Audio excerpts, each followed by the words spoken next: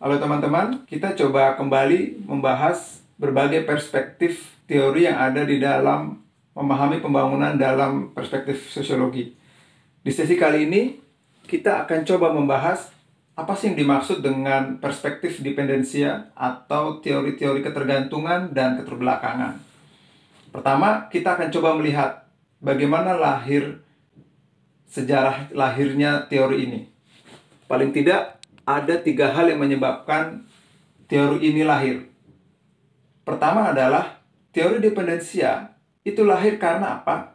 Turunnya kepercayaan terhadap perspektif modernisasi itu sendiri.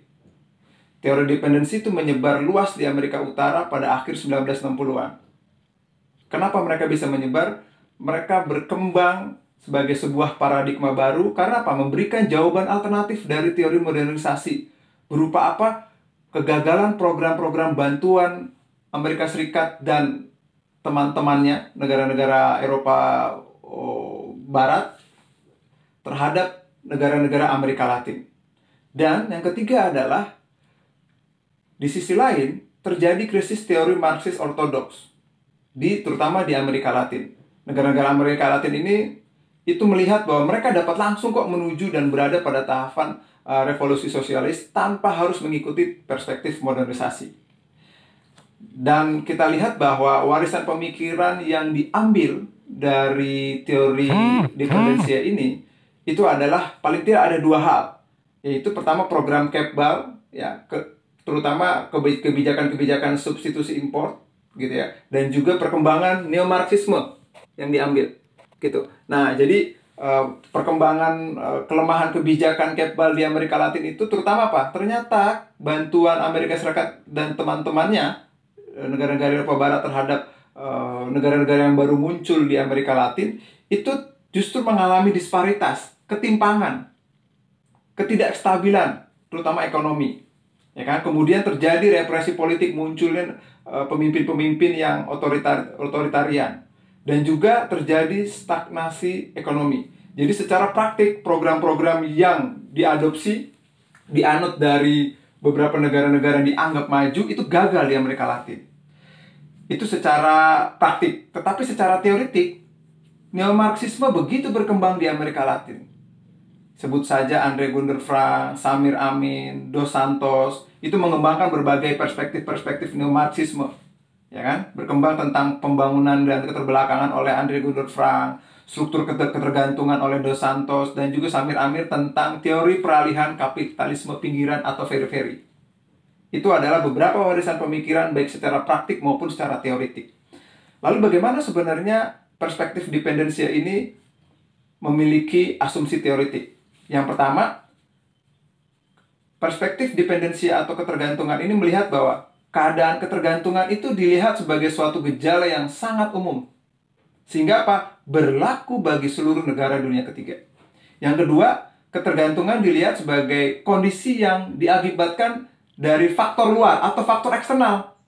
Jadi, sebuah negara itu tidak maju, itu bukan karena faktor mereka memiliki nilai-nilai tradisional yang sangat menghambat, yang memiliki ciri khas unik mereka, tetapi dari faktor luar lah, bantuan dari negara-negara itu justru menciptakan ketergantungan bagi negara-negara tersebut.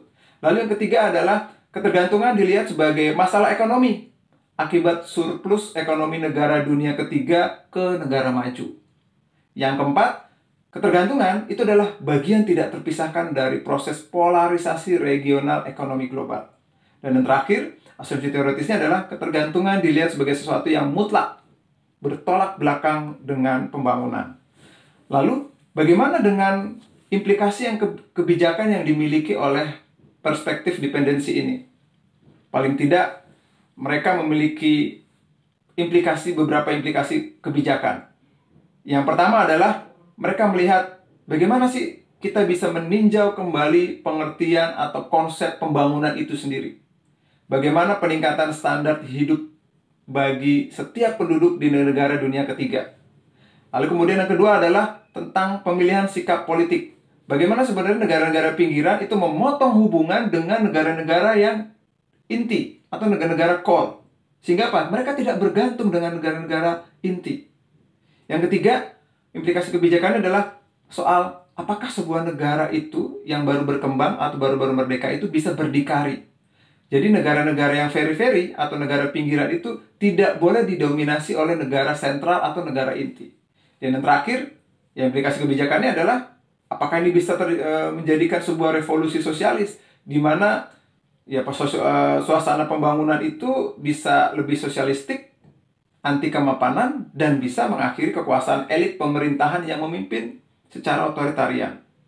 Nah, kita coba melihat sebenarnya bagaimana studi-studi klasik yang dikembangkan oleh perspektif dependensi. Teman-teman nanti bisa pelajari secara detail di bahan yang sudah diberikan.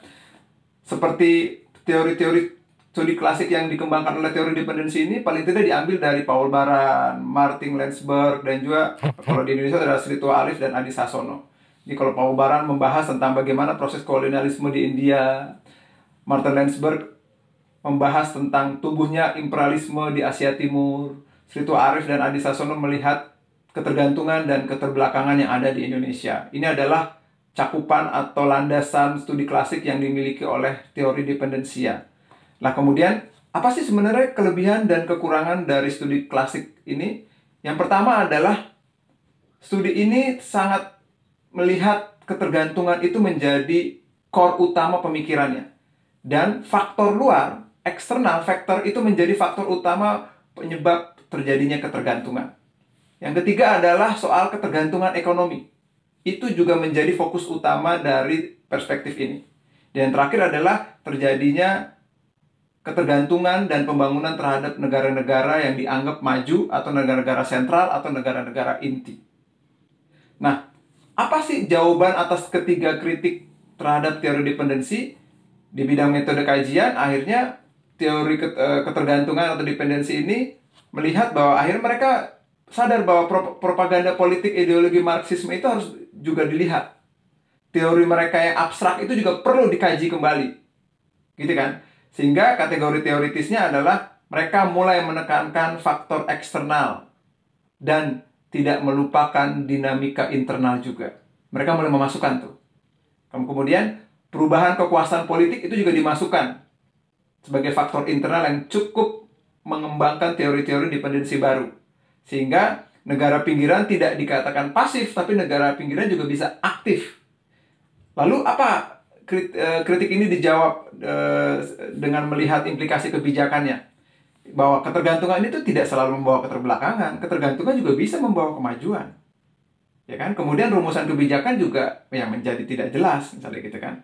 Itu bisa juga menjadi jelas gitu loh. Itu mencoba mereka kembangkan dalam perspektif dependensi.